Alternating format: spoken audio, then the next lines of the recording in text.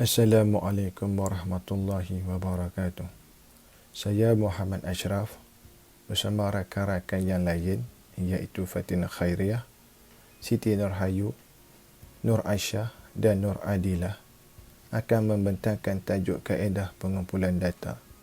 Insya-Allah, di akhir pembelajaran ini kita akan dapat iaitu yang pertama, mengetahui konsep dan kaedah pengumpulan data kuantitatif dan kualitatif. Yang kedua, mengenal pasti kaedah pengumpulan data yang sesuai untuk kajian tindakan. Kaedah pengumpulan data melibatkan proses iaitu di mana dan bagaimana data hendak dikumpul, membuat pemerhatian terhadap sesuatu yang sedang berlangsung, merekod, mengumpul, memilih, mengasing data dan memahami bila ia akan digunakan. Proses ini adalah bertindih-tindih. Pengkaji perlu sentiasa merujuk kepada persoalan dan objektif kajian. Dalam proses mengumpul data, pemantauan tindakan atau amalan yang dilakukan oleh pengkaji adalah suatu yang penting daripada hanya mengambil data. Ia melibatkan beberapa perkara seperti berikut. Yang pertama, mengumpul data berkaitan amalan atau tindakan yang dapat didokumenkan dengan jelas untuk menyatakan apa yang sebenarnya berlaku. Yang kedua, data diinterpretasi untuk membolehkan pengkaji dapat memperihalkan jangkaan penjelasan mengenai apa yang berlaku. Yang ketiga, pengkaji perlu menilai apa yang telah dilakukan untuk membuat perancangan bagi tindakan selanjutnya. Seterusnya, saya akan serahkan kepada sahabat saya iaitu Nur Aisyah untuk membentangkan kaedah pengumpulan data kuantitatif. Okay, kita teruskan kepada poin yang seterusnya iaitu kaedah pengumpulan data kuantitatif. Okay, kaedah ini adalah untuk mendapatkan data bagi menggambarkan keseluruhan isu atau senario, dan ia lebih menguji kepada teori. Okay, kaedah pengumpulan data dalam kajian kuantitatif ni dia lebih dikenali sebagai instrumen kajian. Okey. Dan instrumen kajian yang biasa digunakan adalah soalan-soal selidik dan ujian. Okey, soalan-soal selidik terbagi pula kepada 3 iaitu soalan skala Likert, soalan pelbagai pilihan dan soalan terbuka. Dan yang kedua adalah ujian, terbagi kepada 2, ujian pra dan ujian pasca. Okey, kita kembali kepada soalan skala Likert. Okey. Antara poin yang perlu kita tekankan adalah yang pertama, menggunakan skala. Okey, soalan skala Likert memang akan guna skala lah. Okey, yang kedua, mendalami respon peserta. Di sini bermaksud pilihan jawapan kepada soalan tu tidak tertumpu kepada ya atau tidak. Okey, kita boleh tengok poin yang ketiga iaitu kebiasaannya 5 skala jawapan diberikan. Okey, kita boleh tengok contoh yang diberikan. Okey, saya baca. Skala ini mempunyai pernyataan yang mempunyai beberapa tahap persetujuan. Dalam bentuk asas skala ini mempunyai 5 poin. Okay, dia dah beritahu 5 poin. Okay, yang pertama, sangat tidak setuju. Yang kedua, tidak setuju, tidak pasti, setuju, dan yang kelima, sangat setuju. Kini nanti responden boleh respon lah, boleh memberi jawapan, boleh pilih jawapan antara 5 skala ni. Kita kembali kepada soalan pelbagai pilihan. Okey, antara poin yang kita tekankan adalah yang pertama ada pilihan jawapan. Semestinya ada pilihan jawapan lah kerana soalan pelbagai pilihan. Dan yang kedua, respon yang terhad. Kenapa? Kenapa? Sebabnya jawapan yang diberikan oleh penyidik itu sahaja dan peserta ataupun responden akan pilih itu sahaja. Okey. Yang ketiga, mudah dianalisis. Kenapa? Sebab penyidik akan analisis jawapan yang diberikan responden itu saja. Kini penyidik dah siap-siap dah. Okay, ni pilih jawapan. Ini peserta akan jawab yang tu, pengkaji akan analisis yang itu saja, tak ada jawapan lain. Okey, tapi untuk mengatasi masalah terhadnya jawapan peserta, penyidik boleh tambah pilih jawapan, iaitu lain-lain, di mana contohnya ada soalan dan ada beberapa jawapan lah. Ada jawapan A, B, C, D, dan yang E tu yang last sekali boleh tambah lain-lain. Okay.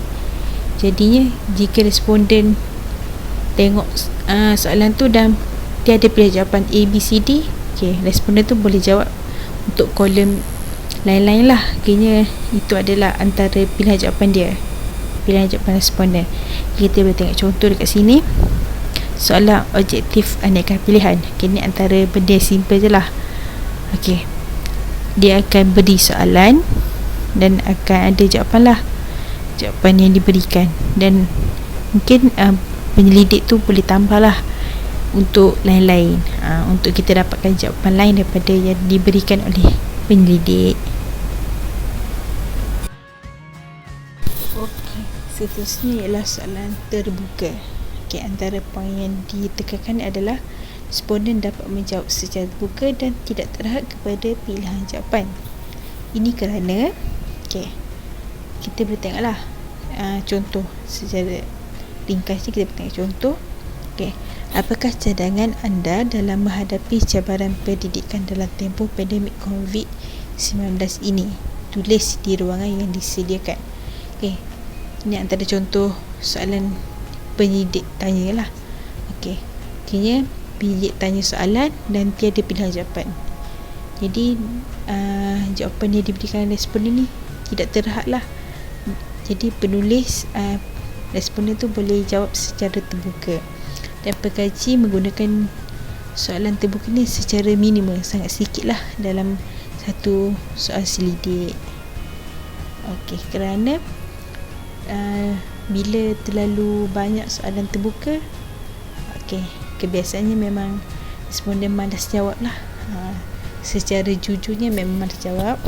Dan yang kedua, soalan tu kini pilihan jawapan tu jawapan yang diberikan responden tu agak terlalu luas diberikan. Kerana dia akan menanyakan mengenai pandangan, cadangan, secara yang benda yang umum lah. Seterusnya ialah ujian pra dan ujian pasca. Dia adalah untuk mengukur tahap perubahan yang berlaku setelah menerima rawatan atau intervensi. Ujian pra diberikan sebelum eksperimen. Dia adalah untuk mengukur tahap kesediaan responden, dan ujian pasca diberikan selepas intervensi. Ia adalah untuk mengukur hasil rawatan. Sebagai contoh, sebagai situasi di mana guru sebagai pendidik dan pelajar, yang ada guru ada pelajar. Guru dalam satu kelas tu dibagikan kepada 2 kumpulan, 2 golongan lah. Nanti guru bagi soalan sebagai ujian pra pada permulaan kelas, dan habis ujian pra, guru teruskan pembelajaran seperti biasa. Selepas pembelajaran berlaku, belajar formal berlaku, guru memberikan ujian pasca, ujian selepas pembelajaran lah. Antara selepas ujian, kedua ujian tu berlaku, dapatlah hasil ataupun keputusan ujian. Keputusan tu boleh digunakan untuk membandingkanlah prestasi antara 2 kumpulan. Itu adalah ujian pra dan ujian pasca. Seterusnya kita masuk kepada kaedah pengumpulan data kualitatif. Tadi korang belajar tentang kaedah kuantitatif kan? Sekarang kita nak mengenal pasti, nak mengetahui dengan lebih jelas apakah kaedah pengumpulan data kualitatif pula. Kaedah pengumpulan data kualitatif ni ada 4. Pertama, pemerhatian. Kedua, temubuan. Ketiga, analisis dokumen. Keempat, jurnal refleksi. Sekarang kita masuk kepada kaedah pengumpulan data kualitatif yang pertama, iaitu kaedah pemerhatian. Kaedah pemerhatian ni kita boleh dikenali sebagai pencerapan, Okey, dalam proses pemerhatian ni atau proses pencerapan ni, kita sebagai penyelidik, kita kena mengamati, kita kena memerhati suatu fenomena kajian. Kita kena fenomena kajian macam perubahan tingkah laku, apa yang berlaku depan mata kita lah, macam tu. Okay, di sini boleh dikatakan pemerhatian ni ada dua jenis. Yang pertama, pemerhatian peserta, iaitu participant observation. Yang kedua, pemerhatian bukan peserta, non-participant observation. Okay, sekarang saya nak terangkan tentang pemerhatian peserta dulu. Yang pertama, pemerhatian peserta ni dilaksanakan apabila penyelidik menjadi sebahagian daripada fenomena yang dikaji. Sebagai contoh, seorang guru yang menjalankan kajian tindakan membuat pemerhatian di dalam kelas yang sedang diajar.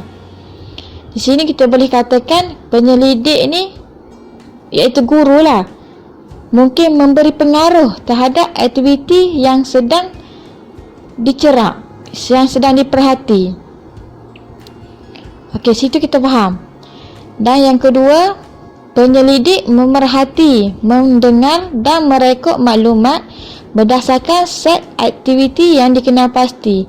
Di sini kita boleh dikatakan penyelidik ni dia memerhati, mendengar dan merekod maklumat ni berdasarkan benda yang dia tahu, apa yang dia hendak kaji, apa yang dia hendak perhati. Dan last sekali, pemerhatian ini dilakukan menggunakan senarai semak dan jadual pemerhatian. Macam poin yang kedua saya cakap tadi, penyelidik memerhati, mendengar dan merekod maklumat tu berdasarkan set aktiviti yang dikenal pasti kan. Dia menggunakan senarai semak. Dia ada panduan. Dia ketika penyelidik memerhati tu, dia ada panduan yang dia hendak perhati tu apa. Dia ada senarai semak, dia ada jadual. Okey, faham pemerhatian peserta. Okey, pemerhatian yang kedua, jenis pemerhatian yang kedua iaitu pemerhatian bukan peserta. Pemerhatian bukan peserta ni, penyelidik menentukan fokus pemerhatian sahaja tanpa merujuk kepada set aktiviti. Sini pemerhatian bukan peserta ni dia bebas. Dia tidak ada senarai semak. Dia macam hanya fokus dekat pemerhatian. Dia tak tahu apa dia nak kaji, tapi dia tidak tahu apa yang hendak kaji. Dia bebas. Dia hanya fokus pemerhatian sahaja. Okey, yang kedua, proses pemerhatian boleh dibantu dengan penggunaan teknologi seperti alat rakaman video atau perakam video. Sini penyelidik kan dia bebas, dia tak gunakan senarai semak kan, tapi dia gunakan alat rakaman video. Macam contoh, dia nak rakam latar belakang, suasana tempat yang dia perhati. Dia nak tahu perlakuan sosial. Dia nak tahu kekerapan yang berlaku dalam situasi yang dia perhati. So sini dia tidak menggunakan set aktiviti macam senarai semak tu, tetapi dia gunakan alat rakaman video. Macam dia punya tu tidak berstruktur. Dia tidak macam, tak formal lah, boleh dikatakan macam tu. Okey, sini saya paparkan contoh senarai semak dan borang pemerhatian. Ni macam yang saya ceritakan tadi pada bahagian pemerhatian peserta, iaitu participant observation. Kan dalam tu dia gunakan senarai semak dan borang pemerhatian kan. Sini saya tunjuk contoh dia. Okey, seterusnya kita masuk kepada kaedah pengumpulan data kualitatif yang kedua, iaitu kaedah temu bual. kita semua mesti tahu kan kaedah temu bual ni, benda yang perlu kita bercakap, benda yang kita perlu menyoal seseorang. Okey, apa yang kita ketahui, kaedah temu bual ni kaedah yang popular, yang menarik waktu kita nak jalankan kajian kualitatif ni. Sebab kita perlu berjumpa dengan orang. Tujuan kita buat kaedah temu bual ni untuk mendapatkan data yang mendalam, data yang lebih spesifik untuk memahami fenomena atau aktiviti yang kita nak kaji itulah. Okey, selepas tu temu bual ni dia ada beberapa jenis. Okey, jenis temu bual yang pertama iaitu temu bual berstruktur, temu bual separa berstruktur, temu bual terbuka. Okey, jenis-jenis temu bual ni akan saya terangkan pada slide seterusnya. Sebelum tu kita terangkan dulu proses temu bual. Proses temu bual ni kena ambil perhatian jugalah oleh penyelidik. Sebabnya kan kita nak dapatkan dapatan kajian yang terbaik, so mesti ada proses dia, ada peringkat-peringkat dia. So yang pertama, temu bual tu temu bual yang kita kendalikan tu mestilah menggunakan bahasa yang peserta selesa, bahasa yang orang selesa. Contohnya, orang tu tidak boleh tak faham bahasa Melayu, dia faham bahasa Inggeris, so kita kendalikanlah dengan gunakan bahasa Inggeris, bahasa yang dia faham, dia selesa. Dan yang kedua, pilih masa dan tempat yang bersesuaian. Okey, mestilah pilih masa dan tempat ni, contohnya macam kita nak bercakap tu mestilah lama, so mestilah kita cari tempat yang boleh duduk santai. So tak adalah orang kata jumpa dekat tempat yang tidak ada kursi, macam berdiri je. Mestilah tempat tu orang nak jawab pun macam nak cepat, macam tak ready lah. Sebab tu kita kena pilih masa dan tempat yang orang tu selesa, yang bersesuaian. Masa bukan masa makan dia, lebih kurang macam tu. Yang ketiga, menggunakan alat perakam suara, tetapi kita harus minta persetujuan dia. Contohnya waktu awak semua bertemu bual, kan kita guna pita rakaman kan, dan mesti kita akan presentation kan, akan bukan akan viral. Saya nak kata macam mesti akan dengarkan suara dia tu kepada orang lain juga. Tapi kita kena mesti minta persetujuan tu lah, nak rakam suara dia tu. Kalau dia bagi elok lah untuk kita. Macam tu. So yang kedua, yang keempat, semua data dan audio perlu ditulis semula secara verbatim, iaitu secara perkataan bertulis. Macam kita catat lah proses temu bual kita tu. Tak adalah kita bercakap je tanpa ada catatan. Okey, seterusnya kita akan terangkan seterusnya kita akan terangkan jenis-jenis temu bual. Okey, seterusnya kita masuk kepada penerangan jenis-jenis temu bual. Okey, jenis temu bual yang pertama iaitu temu bual berstruktur. Apa yang kita faham, temu bual struktur ni ialah soalan perlu disediakan terlebih dahulu sebelum kita temu bual, dan temu bual tu juga dilaksanakan secara formal.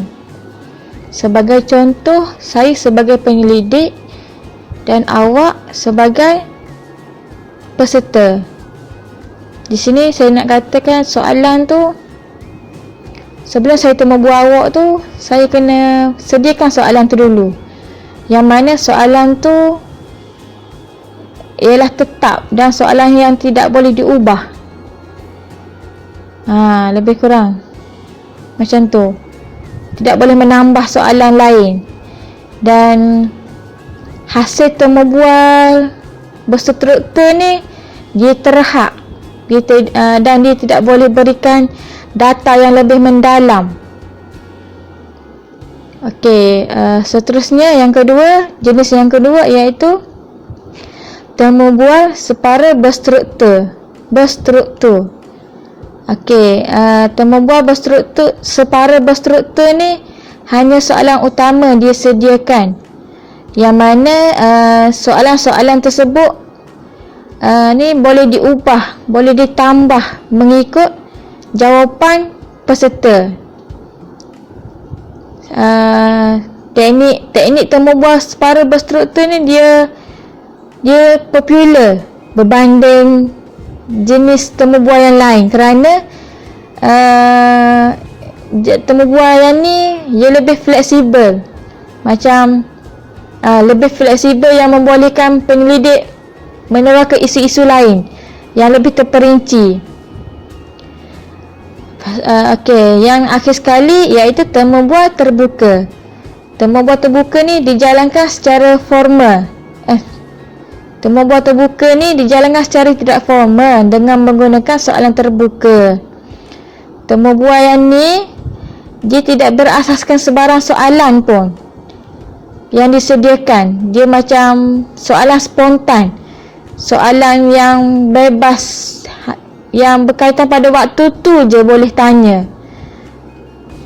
Dan dia membuatkan tujuan temu bual ini hanya untuk meneroka idea atau perasaan informan. Sebabnya saya kata tadi, soalan tu spontan, dia hanya berlaku apabila pada waktu tu sahaja, dia bebas. Okey, di sini saya paparkan contoh borang temu bual. Gambar yang pertama tu gambar temu bual berstruktur.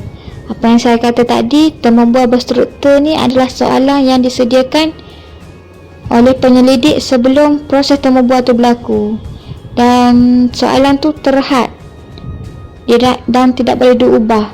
Seperti contoh kan, peserta hanya menjawab jawapan ya ataupun tidak, baik ataupun tidak baik. Okey, macam gambar yang saya paparkan soalan yang terhad dan jawapan yang terhad.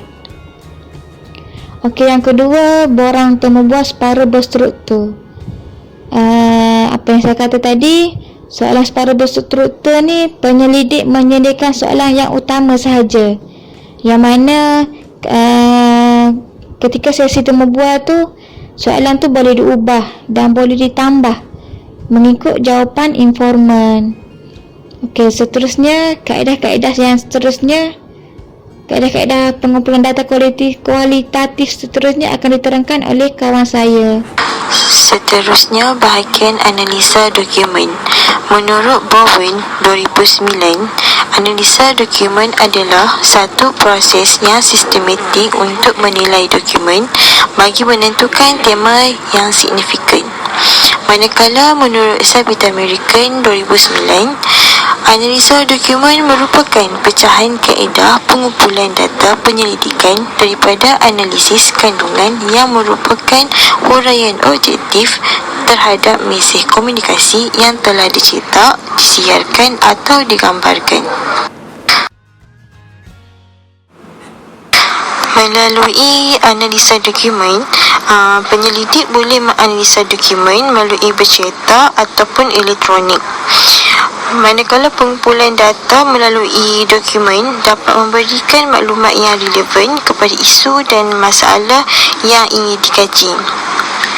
Selain itu, dokumen adalah sumber yang paling mudah kerana maklumat yang diperlukan telah sedia ada dan tidak mudah untuk dimanipulasi.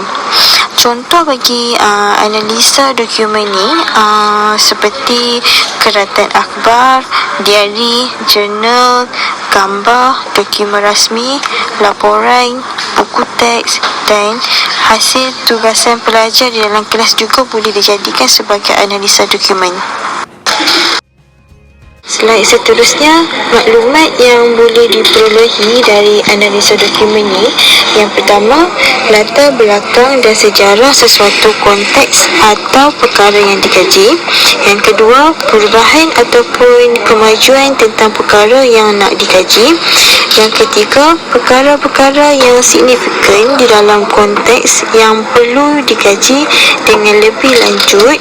Yang keempat, data sampingan untuk lebih memahami konteks ataupun topik yang ingin dikaji.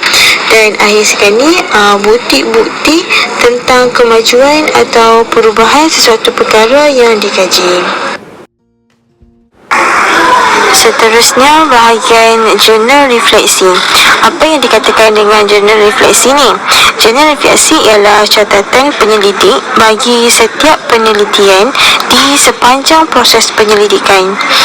Dan juga penyelidik boleh menulis refleksi peribadi di dalam jurnal bagi memahami isu yang dikaji dan hasil pemerhatian. Selain itu, jurnal refleksi ini dianggap sebagai data yang penting di mana penyelidikan akan di mana penyelidik akan merekod setiap penelitian dan pemerhatian yang signifikan dan berbangkit sepanjang proses penyelidikan.